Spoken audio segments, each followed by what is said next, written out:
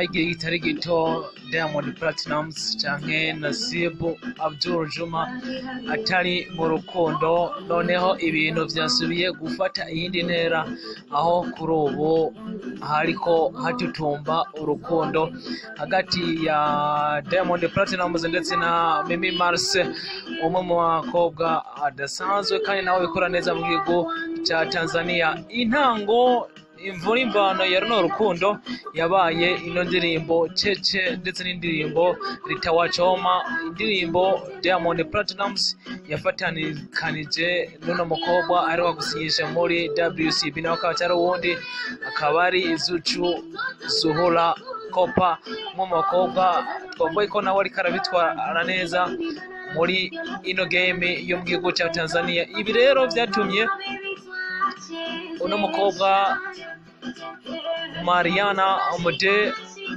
yirekura, afata ekutere azishira mu matwi, noneho atangura kuririmba zino ndirimbo abishije kuri Instagram yiwe. Ibi rero Diamond Platnumz amaze kubibona yabonye ikindi kintu, aho ndetse yaciye yandika namwe mu majambo adasanzwe, aho yavuga yuko koko amwifuza ati mi nagapenda haka katoto sema sijui hata timing naikosea wapi mwana wa Dangote da hanyuma taramutangenga uyo Mimi Mars ati kabisa jewe no mukobwa ndamubuze ati habura akanya gusa kugira ngo shobore kuba nayaga nawe. Niyo majambo Diamond Platnumz yashoboye kuba yandika comments nyuma yuko yasanze no mukobwa ariko aratamba ino ndirimbo yaririmbanye na Zuchu. Indirimbo kushika ko no muzi kavuga ko iriko iratwara neza. Uno mukobwa nawe Mariana Mude nawe ntiyashoboye kuvyitwaramo kubibona ukundi, aho yagize ati bino bintu ntabwo ashobora kubirekeza ngaho, hanyuma araheza aja kuri Instagram yiwe yandikamwe mu majambo adasanzwe, yanditse yuko palipo na upendo hapana uoga, maana upendo kamili hufukuza uoga wote. Basi katika upendo, kwani upendo woga husikana na adhabu. Yifashishije n'amajambo yifashije akuye muri Bibiliya muri Yohani ya mbere igice ca 4 umurongo wa 18. Dusize mu Kirundi twavuga yuko ati ntabwo baba mu rukundo, mugabo urukundo rugira akanenge rurahindira hanze ubwoba.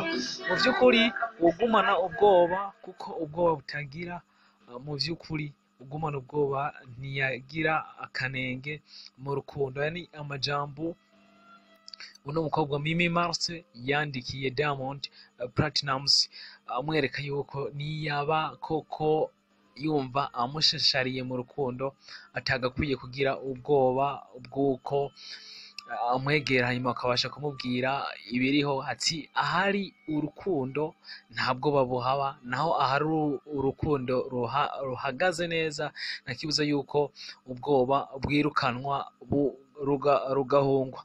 Aya ni amajambo Mimi Mars yashoboye kwandika asa nk'uwishura no muririmbyi Diamond Platnumz.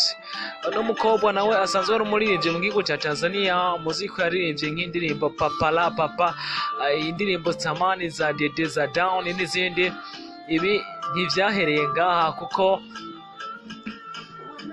kuri uyu wa gatandatu igenekerezo rya 26 z'ukwezi kwa gatandatu umwaka wa 2020 Diamond Platnumz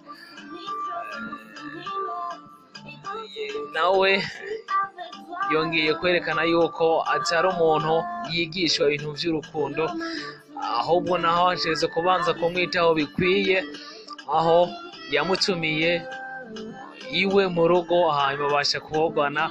Ibi ni ibintu rero vyakweze uruntu na cyane cyane ku mbuga ngurukana bumenyi, haba zo mu gihugu cya Tanzania canke imbuga ngurukana bumenyi zo ku isi, uko musazo mubizi ko IG canke YouTube bibari international. Kuba uno mukobwa Mimi Mars aja mu rugo kwa Diamond ndetse bakoga muri piscine imwe, ni ibintu byakuruye uruntu. Abantu baravuga, abandi baravuga ati noneho nta kabuza ahari uruntu rw'urukundo bihera kuri IG kuri Instagram noneho byatanguye gushigwa mu rukundo ruhamye,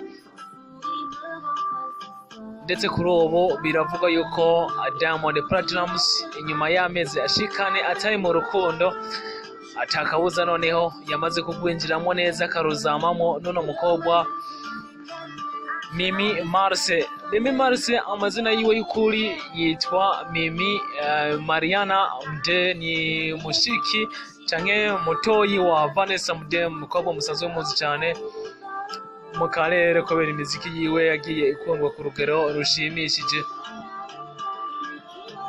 Mariana Mde ariwe Mimi Marce yavukiye i Paris mu Bufaransa mu mwaka kimwe n'amajana 1992 kugenekerezo rya 21 z'ukwezi kwa gatandatu, kuvuga yuko kuri ubu afise imyaka 29.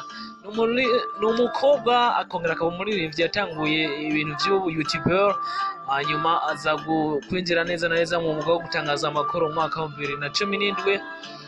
Ku mwaka w'ibihumbi 2018 nibwo yinjiye mu muziki atangura gusohora indirimbo zitandukanye, tukavuga nk'indirimbo nka Sugar ariyo yatanguriye ko ndetse ikanakorwa amasohora izitwa za Tamani, hanyuma asohora izitwa za Dede, hanyuma yasohora izindi zitwa Down n'izindi. Kuri ubu ari umwe mu baririmbyi badasanzwe mu gihugu cya Tanzania.